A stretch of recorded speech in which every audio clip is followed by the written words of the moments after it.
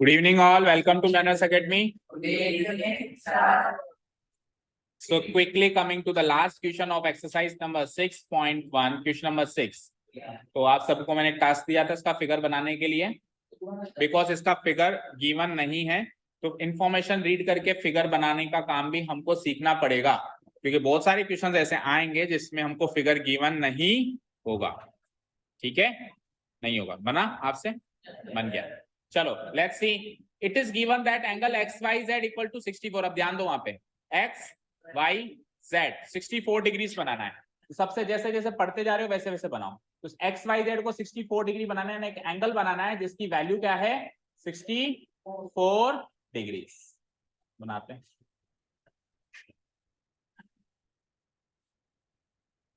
X Y Z 64 degree, तो लगभग ऐसा बनेगा। 60 डिग्री के आसपास का बनेगा, और 60 डिग्री के आसपास का एंगल लगभग कितना होता है? ये एंगल 60 डिग्री के लगभग है। अब कोई ऐसे मत बना देना सर मेरा तो एक्स वाई जेड 64 डिग्री ऐसे बनाया मैंने। 64 डिग्री जो है 90 डिग्री से छोटा एंगल है या नहीं है? तो अभी बताओ, ये 90 डिग्री से छोटा एंगल दिखाई दे रहा है क्या? ऑब्ट्यूज एंगल दिखाई दे रहा है 90 डिग्री से बड़ा, या कोई ऐसे भी बना सकता है एग्जैक्ट 90 डिग्री? तो ये तो नहीं बनाएंगे, ये नहीं बनाएंगे, एक्यूट एंगल बनाएंगे। एक्यूट, ऑब्ट्यूज और राइट एंगल में डिफरेंस पता है ना? बोलो बोलो आर्या, एक्यूट, ऑब्ट्यूज और राइट एंगल में क्या डिफरेंस होता है?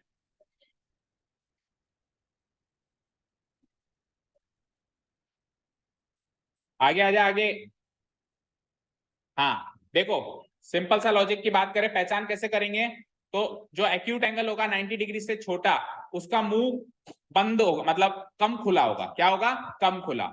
जो 90 डिग्री वाला होगा उसका मुंह बिल्कुल स्ट्रेट होगा ऐसे। ओके, और ऑब्ट्यूज एंगल का मुंह क्या होगा? ज्यादा खुला हुआ होगा, लाइक दिस। समझ गए ना?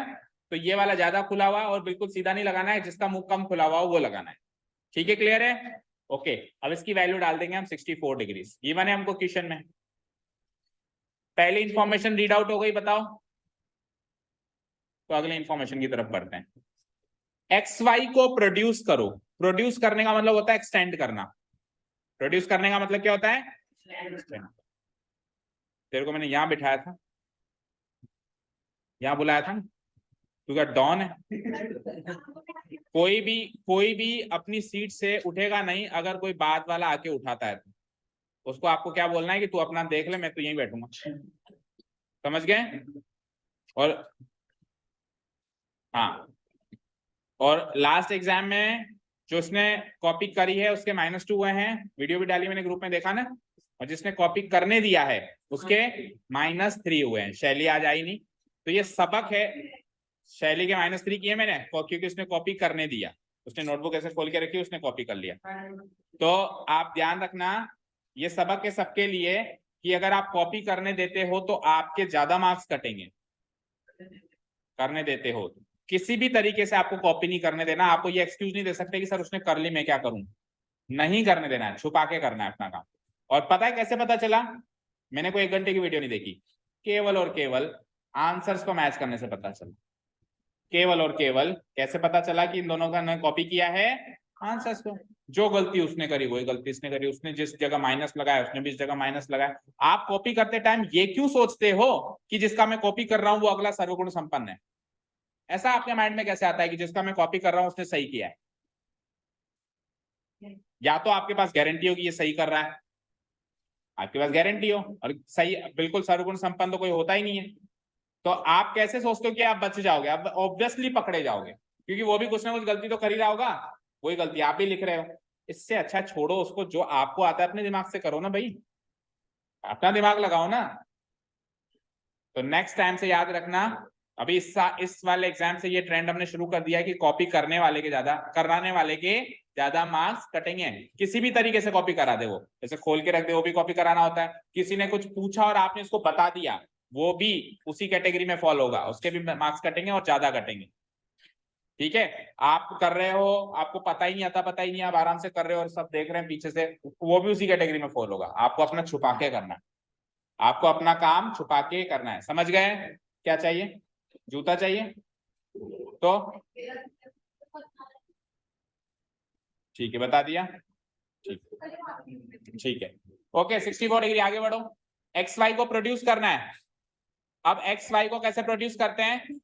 खड़े हो ना दोनों? कौन सी इंपॉर्टेंट वार्तालाप हो रहा है? एक टेस्ट में थोड़ा ऊपर आ गए, एक टेस्ट में थोड़ा ऊपर आ गए तो क्या हीरो बन गए? तो तू सुन रहा है ना? अभी अभी क्या कहा मैंने? अभी अभी मैंने क्या कहा? कॉपी करने वाला और कॉपी कराने वाले में से ज्यादा पनिशमेंट किसको मिलेगा? कॉपी कराने वाला। वो बोल रहा है, तू सुन रहा है, ज्यादा पनिशमेंट किसको मिलेगा? सुनने वाले।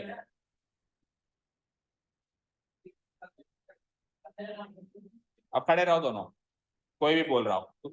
एक्स वाई को प्रोड्यूस करने का मतलब हो गया वाई की साइड से प्रोड्यूस करना, और अगर वाई एक्स को प्रोड्यूस करवाता तो एक्स की साइड से प्रोड्यूस करवाता। जो बाद वाला पॉइंट है वहां से प्रोडक्शन होगा, तो वाई की तरफ से प्रोडक्शन होगा। एक्स वाई कहाँ है यहाँ पे? इसका नाम रख दो पहले तो, एक्स वाई जेड एंगल का। तो एक्स वाई जेड रख दिया। अब एक्स वाई को प्रोड्यूस करना है, यानी प्रोडक्शन वाई की तरफ से करना है, ना कि एक्स की तरफ से। तो वाई की तरफ से बिल्कुल उसी सीध में, जिस सीध में आपने एक्स वाई बनाई है, उसी सीध में वाई की तरफ से आप इसको प्रोड्यूस करो आगे। प्रोड्यूस हमेशा डॉटेड फॉर्म में किया जाता है, लाइक दिस। प्रोड्यूस करने का मतलब क्या होता है? एक्सटेंड करना। कर दिया? बोलो कर दिया? आगे बढ़ो। X Y is produce to the point P. X Y को पॉइंट पी तक प्रोड्यूस कर दो, तो जहां भी आपने इसको रोका है वहां पे आप पॉइंट पी आसपास कहीं डाल दो। ये पी तक प्रोड्यूस हो गया। आगे बढ़े, आगे। Draw a figure from the given. तो अभी हम क्या कर रहे थे? फिगर ही तो ड्रॉ कर रहे थे। Draw a figure from the given information. Draw कर दिया ना हमने। रे वाई क्यू भी बनानी है। अगला काम क्या है? रे वाई क्यू। रे का मतलब क्या होता है? जिसका स्टार्टिंग पॉइंट तो फिक्स हो, जहां से वो निकल रही है, लेकिन एंड पॉइंट फिक्स। तो रे वाई क्यू में स्टार्टिंग पॉइंट कौन सा होगा? वाई। और एंड पॉइंट जो वाला पॉइंट फिक्स नहीं है वो कौन सा होगा? क्यू। तो वाई से निकलेगी, मतलब कहां से निकलेगी? तो वाई दिख रहा है आपको? अब वाई से वो ऐसे भी निकल सकती है, ऐसे भी निकल सकती है, ऐसे भी निकल सकती है, ऐसे भी निकल सकती है, पीछे भी निकल सकती है, कहीं से भी निकल सकती है। बट आपको किस तरीके से उस रे वाई क्यू बनानी है ताकि angle Z Y P bisect हो जाए? Angle Z Y P bisect हो जाए। बाइसेक्ट होने का मतलब होता है दो बराबर हिस्सों में टूट जाए। बाइसेक्ट होने का मतलब क्या होता है? दो इक्वल पार्ट्स में वो टूट जाए, ब्रेक हो जाए। तो एंगल जेड वाई पी का है जेड वाई पी। ये वाला एंगल है, ये वाला एंगल है जेड वाई पी। अब इसको बराबर तोड़ना है, तो उसके बीचों बीच, इसको बराबर तोड़ना है तो उसके बीचों बीच वाई पी बनानी पड़ेगी। अभी भी बीचों बीच नहीं है, थोड़ा सा और उधर लेफ्ट राइट साइड में शिफ्ट करो। अब देखो लगभग बीचों बीच है। जितना पार्ट उधर उतना पार्ट इधर। आपको रे वाई क्यू ऐसे बनानी है ताकि ये एंगल जेड वाई पी क्या हो जाए? बाइसेक्ट हो जाए। तो ये मैंने बना दी रे वाई क्यू। ठीक है? क्यू एक्चुअली इस एरो पे लगाना पड़ेगा, क्योंकि दूसरा पॉइंट तो फिक्स नहीं है ना, दूसरा पॉइंट तो अनंत है। तो इस एरो पे आपको क्यू लगाना पड़ेगा। ठीक है? तो अब ये वाला पार्ट इसके बराबर है, ये वाला पार्ट इसके बराबर है। आप इसे डैश भी लगा सकते हो। डैश का मतलब होता है दोनों पार्ट्स का इक्वल होना। जब डैश लगा देते हैं ना, डैश डैश, दैट मींस ये पार्ट इसके इक्वल है। डबल डैश तो वो पार्ट्स उसके इक्वल है। ट्रिपल डैश तो ये पार्ट इसके इक्वल। ठीक है? चलें आगे। फिगर ड्रॉ हो गया कंप्लीट। क्वेश्चन क्या है? अब क्वेश्चन पढ़ लेते हैं। पहला क्वेश्चन है एक्स वाई क्यू एंगल निकालना। पहला क्वेश्चन क्या है? एंगल एक्स वाई क्यू कहां फॉलो होगा चेक करते हैं। एक्स वाई क्यू, तो एक्स से वाई, वाई से क्यू, ये वाला एंगल निकलेगा। ये बड़ा एंगल निकालना। ठीक है? दूसरा question reflex angle Q Y P. तो reflex angle Q Y P निकालने के लिए पहले original angle Q Y P निकाल लें। Original angle Q Y P कौन सा है? क्यू वाई पी, मतलब ये वाला एंगल। और ये निकल जाएगा तो फिर इसके पीछे वाला रिफ्लेक्स भी निकालना है ना, ये भी निकाल। ठीक है? थोड़ा क्लीन कर देते हैं फिगर को। चलो स्टार्ट करें। एक्स वाई पहले तो given points, here it is given that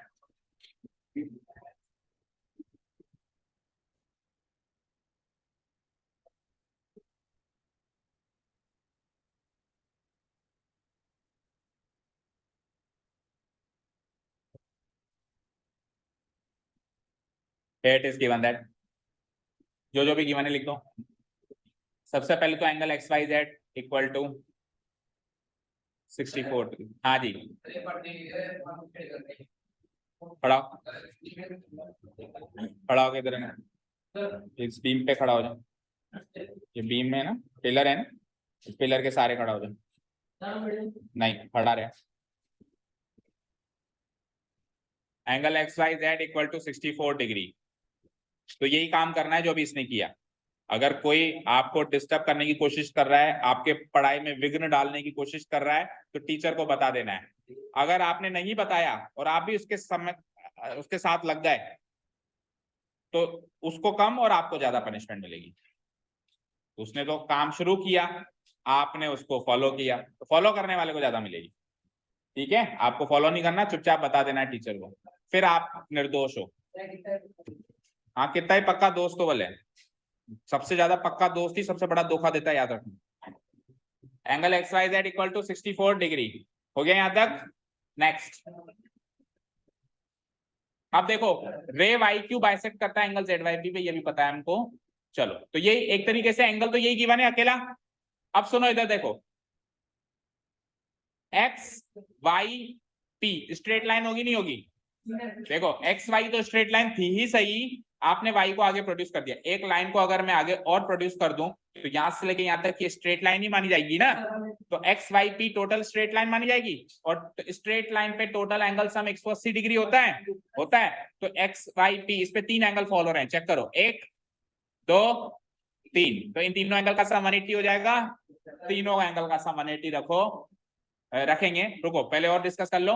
दूसरी चीज, ये दोनों एंगल बराबर भी हैं, ये दोनों एंगल बराबर भी हैं, तो एंगल जेड वाई क्यू बराबर क्यू वाई पी। तो पहले अपन यही करते हैं, इतना लिख लिया ना सबने। ऑल्सो रे वाई क्यू को कैसे लिखते हैं अपन? वाई क्यू उसके ऊपर रे बाइसेक्ट्स, कौन सा एंगल को बाइसेक्ट कर रही है ये? Z Y P. हाँ, ये रे वाई क्यू बोलते हैं, ray Y Q bisects angle Z Y P. सामने डालो, ये गिवन है, सामने डाल दिया, गिवन है। वो नेक्स्ट स्टेप पे करेंगे, पहले इन दोनों एंगल को इक्वल कर दें, फिर एंगल सम 180 रखेंगे। ठीक है, क्योंकि क्या होगा अगर जब अपन तीनों का सम 180 रखेंगे तो वो दोनों एंगल इक्वल हैं, तो दोनों को सब्स्टिट्यूट करेंगे। तो दोनों पहले हम लिख के आएंगे इक्वल है, तभी तो सब्स्टिट्यूट कर पाएंगे, समझे? इसलिए पहले हम लिख के आएंगे कि दोनों एंगल इक्वल है, ताकि उसको नीचे एंगल सम में सब्स्टिट्यूट कर सके। Okay, ray Y cube bisects angle Z Y P, ये लिख लिया अपन ने। सो अगर ये इसको बाइसेक्ट कर रही है तो कौन से दो एंगल बराबर होंगे बताओ? इधर देखो, स्क्रीन पे देखो एवरीवन, जेड वाई पी, ये पूरा एंगल बाइसेक्ट हो रहा है, वाई पी क्यू उसको बाइसेक्ट कर रही है, तो दो एंगल इक्वल हो जाएंगे, इधर वाला और इधर वाला। इन दोनों एंगल के नाम बोल दो, Z Y Q equal to Q Y P. So angle Z Y Q equal to angle Q Y P. इसको एज एन इक्वेशन 1 मार्क करके छोड़ दो, क्योंकि इसको हमको नीचे काम में लेना है। इसको हम नीचे सब्स्टिट्यूट करेंगे ना जहां पर भी, तो हम लिख देंगे फ्रॉम इक्वेशन 1। इस तरीके से प्रेजेंटेशन होता है। आपको कोई पॉइंट को दूसरी जगह काम में लेना है, तो जिसको काम में लेना है उसको पहले लिखो। ये नहीं हम पहले तो वो लिख रहे हैं जहां पे अपने को काम में लेना है, और फिर देखा कि यार अब इसको इक्वल करना है, फिर इसको वहां छोड़ो, फिर उसको करो, फिर पकड़ो, तो डबल मेहनत हो जाती है ना। अगर आपको कोई पॉइंट को सब्स्टिट्यूट करके कहीं और लेके जाना है, तो जिसे आपको सब्स्टिट्यूट करना है उसका प्रेजेंटेशन पहले करके रखो। अब जब अपन इसको इक्वेशन लिखेंगे, इसको इक्वेशन 1 मार्क कर दिया ना, अब जैसे इसको अपन सब्स्टिट्यूट करेंगे तो हवाला दे देंगे फ्रॉम इक्वेशन 1। हवाला मतलब रेफरेंस दे देंगे, देख ले जाके वहां पे इक्वेशन 1 में लिखा है। समझ गए? क्लियर? चलो जी, अब हम लिखेंगे now it is also given that एक बात और गिवन है यहाँ पे कि एक्स वाई को पी तक प्रोड्यूस किया गया है। गिवन है ना, बोलो, X Y is produced to P, ये बात गिवन है ना? ये एक मिनट इधर पढ़, किताब खोल के पढ़ लिया अगर थोड़ा सा। X Y is produced to point P, given है। क्वेश्चन पढ़ना होता है और बंदर की तरह नहीं कॉपी करना होता है। इधर ये साफ साफ लिखा हुआ है, X Y is produced to point P, produce to, हाँ नहीं, पैर दुख गए, मुंह नहीं दुखता बात करते हुए, बैठो। उन दोनों को बोला है बस खड़े रहिए आप, अभी आपकी सजा पूरी नहीं हुई है, उनका कारावास पूरा हुआ है, बस आपकी भी सजा चालू है। Okay, X Y produce to point P, तो अगर एक्स वाई को पी तक प्रोड्यूस कर दें तो X Y P, X Y P एक स्ट्रेट लाइन होगी, होगी ना, इज ए स्ट्रेट लाइन। और अगर ये स्ट्रेट लाइन होगी तो इस पर फॉल होने वाले सारे एंगल का सम 180 डिग्री होगा, होगा। तो इस पे फॉल होने वाले तीनों एंगल्स लिख लेता हूं मैं।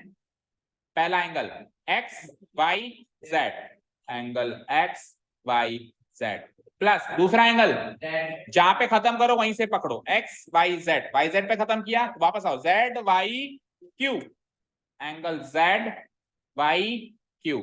अब वाई क्यू पे खत्म किया, यहीं से पकड़ो क्यू वाई पी, इन तीनों का सम कितना हो जाएगा 180 डिग्री। रीजन हम लिखेंगे एंगल्स, लीनियर पेयर तो बेटा दो एंगल्स होते हैं, तीन हो गए तो हम क्या रीजन डालते हैं, कल बताया था मैंने, नहीं straight line.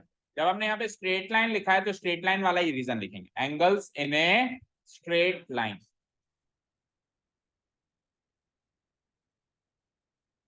Angles in a straight line, done. Okay चलो, अब जिस जिसकी वैल्यू आपको पता है वो डालो। तो देखो यहाँ पे एक्स वाई जेड की वैल्यू गिवन थी क्वेश्चन में, 64 डिग्री गिवन है, करो put up, that is 64 degree. Okay, यहां तक हो गया। अब सुनिए यहाँ पे स्क्रीन पे देखिए, स्क्रीन पे देखिए, जेड वाई क्यू और क्यू वाई पी आपस में बराबर है, इक्वेशन 1 में लिखा है हमने, यानी जेड वाई क्यू की जगह क्यू वाई पी लिख सकते हैं और क्यू वाई पी की जगह, लेकिन क्या करें, कौन सा ऑप्शन चूज करें। हमसे पूछा क्या था क्वेश्चन में, क्या पूछा था, Q Y P Z Y Q, नहीं क्यू वाई पी पूछा है, क्या पूछा है क्यू वाई पी। तो जो हमसे, लेकिन अपने को जेड वाई पी, मतलब अपने को तो दोनों ही निकालने पड़ेंगे, अपने को तो दोनों ही निकालने पड़ेंगे, कोई सा भी कर लो। तो ठीक है, जो आपकी मर्जी हो फिर तो रख दो, जेड वाई क्यू रखें, मतलब दोनों को जेड वाई क्यू रखें, तो ठीक है, इस जेड वाई क्यू को तो जेड वाई क्यू रहने दो, और उस क्यू वाई पी को भी जेड वाई क्यू लिख दो। समझ आया, नहीं आया, ये जेड वाई क्यू को तो छेड़छाड़ करी नहीं, इधर देखना, इधर देख। हाँ तो तू ऐसा काम करके दिखा ना कि ये हंसी बंद हो जाए लोगों की। ये तो अपनी इमेज तूने खुद ने क्रिएट की है, तो जब से पैदा हुआ है तब से ऐसी इमेज थोड़ी ना है तेरी, कोई भी अपनी इमेज यहीं पे आके बनाता है और बिगाड़ता है, ठीक है। अगर तू 3 से 4 साल पहले अपनी इमेज सोचे भी सही ना एक बार, तो तेरी काफी अच्छी इमेज थी, जितना मैं तेरे को जानता हूँ, स्कूल में भी तू एक पढ़ने लिखने वाला बच्चा था, ये तूने पिछले 3-4 साल में अपनी इमेज खराब करी। बोले इसको क्लास भी याद है, समझ गया। तो अपनी इमेज तू चाहे तो सुधार भी सकता है, जब बिगाड़ सकता है तो सुधार भी सकता है, बिगाड़ने वाला भी तू और सुधारने वाला भी तू ही है। तो तू इसमें दुखी मत होगी, तेरे पे हंस रहे हैं, इसको तू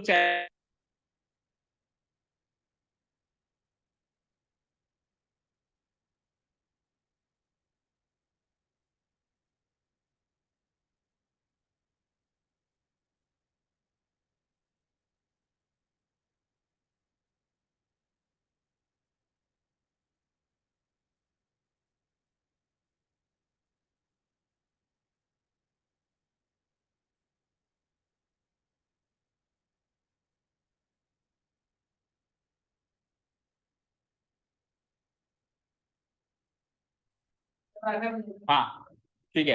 अब देख इधर, जेड वाई क्यू को तो छेड़छाड़ करी मत, क्यू वाई पी को जेड वाई क्यू लिख दिया, क्यों लिख दिया, दोनों बराबर हैं, देख ले यहाँ पे, Q Y P Z Y Q, अगर ये दोनों बराबर हैं तो एक दूसरे की जगह आ सकते हैं, आ सकते हैं ना, बोलो। अभी मान लो तुम दोनों बराबर हो, अभी तुम दोनों दोस्त बराबर, हाँ तुम दोनों बराबर हो, किसी जगह अगर आपका काम है तो आपकी जगह इसको भेज सकते हैं, क्योंकि दोनों बराबर हैं, एक ही बात है। जैसे मान लो दो भाई हैं, पंडित जी बुला रहे हैं कि एक भाई को बुलाओ, आहुति देनी है। अब मान लो किसी काम से वो है नहीं, तो दूसरा भाई भी बराबर ही है ना, भाई तो है वो भी, कहते हैं ना कि चलो कोई बात नहीं, इसी से काम चला लो। दोनों कहाँ बैठे हैं भाई, इसको तो छेड़ा नहीं मैंने, इसका तो काम यही खत्म हो गया। अब क्यू वाई पी की जगह जेड वाई क्यू, क्योंकि हमको क्या करना है, दोनों को बराबर करना है, दोनों को बराबर कैसे कर सकते हो आप, एक को छेड़ो मत, दूसरे को बदल दो, ऐसे ही कर सकते हैं, ठीक है। चलो, तो Z Y Q Y P की जगह जेड वाई क्यू, लेकिन इक्वल टू 180 डिग्री, लेकिन यहाँ पे आपको हवाला देना पड़ेगा फ्रॉम इक्वेशन जो आपने किया है वो ऊपर लिखा हुआ है, इसलिए आप कर पाए।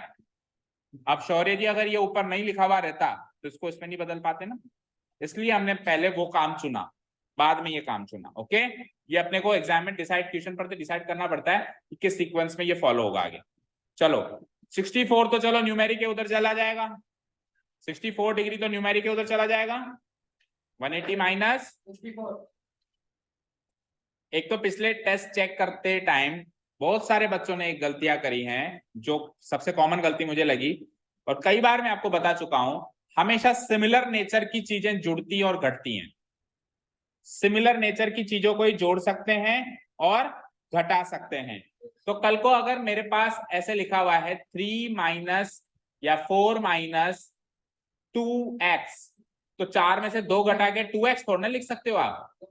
ये दोनों सिमिलर नेचर के कहाँ हैं? वो x वाली टर्म है, ये कांस्टेंट टर्म है। 4 पेन में से आपने करी है ना, 4 पेन में से 2 पेन घटा, क्या बचा? 4 पेंसिल में से 2 पेंसिल घटा, क्या बचा? अब 4 पेन में से 2 पेंसिल थोड़ा ना घटा सकता है। अब ये तो अलग नेचर है, ये अलग नेचर है, ये शक्कर है, ये गेहूं है, कैसे जोड़ रहे हो? समझ गए? सिमिलर नेचर की टर्म से ही, हाँ ये मल्टीप्लाई जरूर हो सकती है। अभी 4 को आप -2x से मल्टीप्लाई करके 4 2 जा -8x लिख सकते हो। गुणा जब करते हैं तब नेचर नहीं देखा जाता, लेकिन जब चीजों को जोड़ते या घटाते हैं तो नेचर मायने रखता है। अब ये x वाली टर्म है तो ये कांस्टेंट, अगर इधर y वाली टर्म होती तो भी नहीं जुड़ पाती। हाँ अगर इधर x वाली टर्म होती तो ये भी x वाली टर्म, ये भी x वाली टर्म। अब केवल आपने नहीं किया, देखो वो एग्री भी कर रहा है कि उसने किया है, क्योंकि उसको याद है कि मैं एग्जाम में क्या करके आया। हाँ सर, मेरी वाली, अच्छा हाँ ठीक है, नहीं फिर तो नहीं आया, आपका नंबर लिया है। समझ गए क्या कहना चाहता हूं? सिमिलर नेचर की टर्म्स को हम जोड़ेंगे और घटाएंगे। बहुत सारे बच्चों ने गलती करी, इवन कई बच्चों ने ऐसे भी किया है, 4 माइनस 2√2 बराबर 2√2। अब ये √2 टाइप की टर्म है, इधर कौन सा √2 दिखाई दे रहा है क्या आपको? तो सिमिलर नेचर नहीं है ना, अलग अलग नेचर हो गया ना, तो इसको 4 माइनस 2√2 को 4 माइनस 2√2 पे ही छोड़ना पड़ेगा, इसको सॉल्व नहीं कर सकते आगे। हाँ इधर भी √2 होता तो ये भी √2 वाली टर्म हो गई, ये भी √2 वाली टर्म हो गई, तो 4√2 में से 2√2, अब 2√2 लिख सकते हो। ठीक है, क्लियर है? सभी को क्लियर है? जिन्होंने भी गलती करी मैंने पेन से उसको सही भी किया है और बताया भी है कि इसको ऐसे नहीं ऐसे करते हैं। तो हमेशा अपनी टेस्ट नोटबुक जब आप घर लेके जाएं तो चेक जरूर करें कि क्या क्या मैंने गलतियां करी हैं, उसी से ही इंप्रूवमेंट होगा। जब हम हमारी गलतियां देखेंगे तभी अगले एग्जाम में रिपीट नहीं करेंगे, और देखेंगे ही नहीं तो आपको क्या पता कि पिछली बार क्या करी थी, उसी को रिपीट करते जाओगे आप। केवल रिजल्ट देखना, मार्क्स देखने से, रैंक देखने से पार नहीं पड़ेगी, आपने क्या क्या गलती करी उसको भी चेक करना पड़ेगा थोरोली, एक एक पॉइंट को कि सर ने इधर क्या मार्क किया, इधर क्या मार्क किया। ठीक है, सीधा खड़ा हो, स्टाइल में मत खड़ा हो। हाँ जी, तो कहाँ थे हम? अब देखो ये कांस्टेंट है, ये कांस्टेंट है, तो ये दोनों आपस में सॉल्व हो सकते हैं, इसलिए मैं इसको उधर ले गया, इसलिए मैं उसको उधर ले गया। ठीक है, सो 180 माइनस 64 करेंगे, और इधर ZY क्यू देखो दोनों सिमिलर नेचर है ना, अब ये जुड़ सकते हैं, दुगने हो सकते हैं। अब ये जुड़ के क्या हो सकते हैं? दुगने। ट्वाइस और स्क्वायर नहीं, जब अपन जोड़ते हैं तो चीज दुगनी होती है, स्क्वायर थोड़ा होती है। 10 रुपए और 10 रुपए जुड़ के दुगने होंगे ना, स्क्वायर 10 का स्क्वायर 100 रुपए थोड़ा हो जाएंगे, 20 रुपए ही तो होंगे, 10 रुपए और 10 रुपए जुड़ेंगे। Twice of angle ZYQ। ठीक है, और 180 माइनस 64 भी कर दो, कितना आएगा? ठीक है, अब ये 2 इधर मल्टीप्लाई हो रहा है तो उधर जाके क्या हो जाएगा? Divide. Angle ZYQ equal to 116 degrees divided by 2। आधा करो इसका, 2 5 जा 10 एंड 2 8 जा 16। तो एंगल ZYQ की वैल्यू क्या आ गई? 58 डिग्री। अगर एंगल ZYQ की वैल्यू 58 डिग्री आ गई तो एंगल QYP की भी उतनी होगी, क्योंकि दोनों बराबर थे, दोनों बराबर थे ना। बोलो इधर देखो, ये दोनों बराबर थे, तो इसमें से अगर इसकी वैल्यू आ गई तो उसकी भी आ गई, क्योंकि दोनों बराबर थे। समझ गए? ठीक है, तो आगे बढ़ते हैं अब अपन। अब पहला क्वेश्चन पढ़ो। पहला क्वेश्चन है फाइंड एंगल XYQ। अब आ जाइए नाउ, एंगल XYQ, फिगर पे आइए, फिगर पे आइए, XYQ का देखो इधर स्क्रीन पे, X इधर, इसको दे वापस। अभी अभी मैंने क्या कहा? कोऑपरेट करने वाले को ज्यादा पनिशमेंट मिलेगी। तूने क्यों नहीं रोकी? नहीं रोकनी है, नहीं लेने देनी है ना, किसी को अपने नोटबुक लेने देनी है, ना टीपने देना है, ना अपनी पेंसिल लेने देनी है। अगर आप लेने दे रहे हो तो आपको ज्यादा पनिशमेंट मिलेगी। अपने अंदर इतना दमखम रखो, और नहीं रख सकते तो बिल्कुल अलग बैठा करो सबसे, ताकि कोई ऐसी छेड़छाड़ आपसे कर ही ना पाए। हाँ चलो इधर आओ, इधर आओ। अभी तेरा फोन उठा ले तो तुझे ऐसे लेने देगा? किस जान निकाल देगा तुझसे, अपनी जान पे खेल जाएगा, लेकिन फोन नहीं हाथ लगाने देगा। तो ये उससे ज्यादा इंपॉर्टेंट है ये फोन से। तुझे कौन सी बिल क्लिंटन के साथ मीटिंग पे जाना है?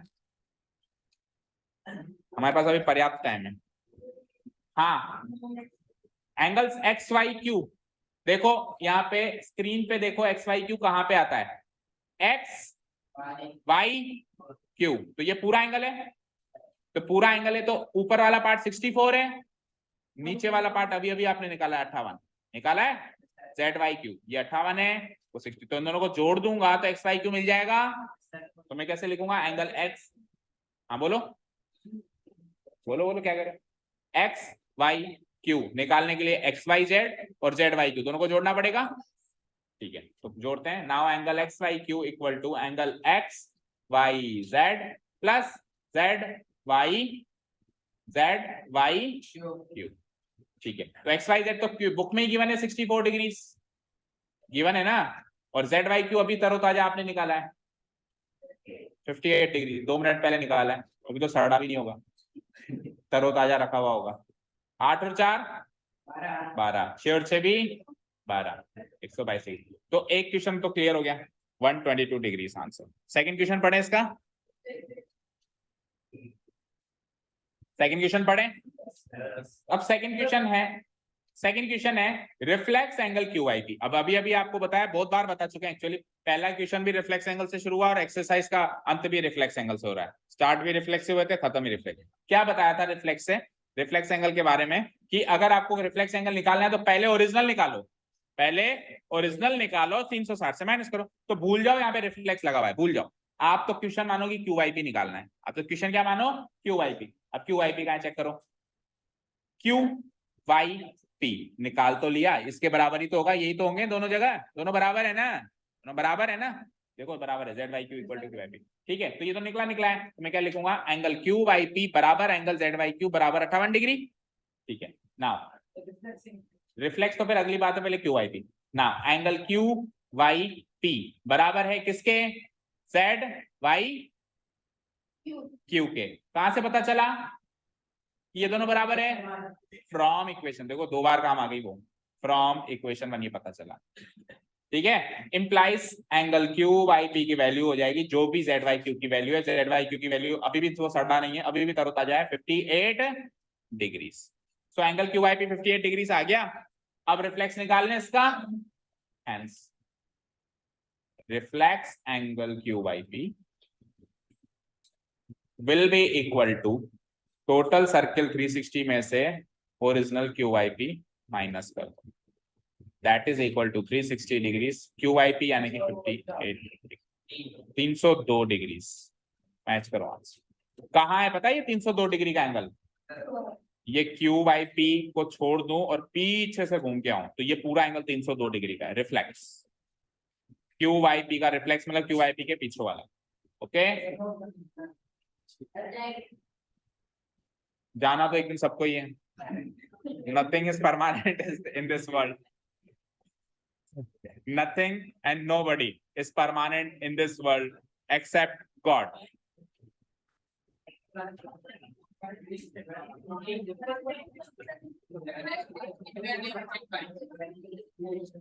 Thank you so much for listening to us. Have a nice day. Bye.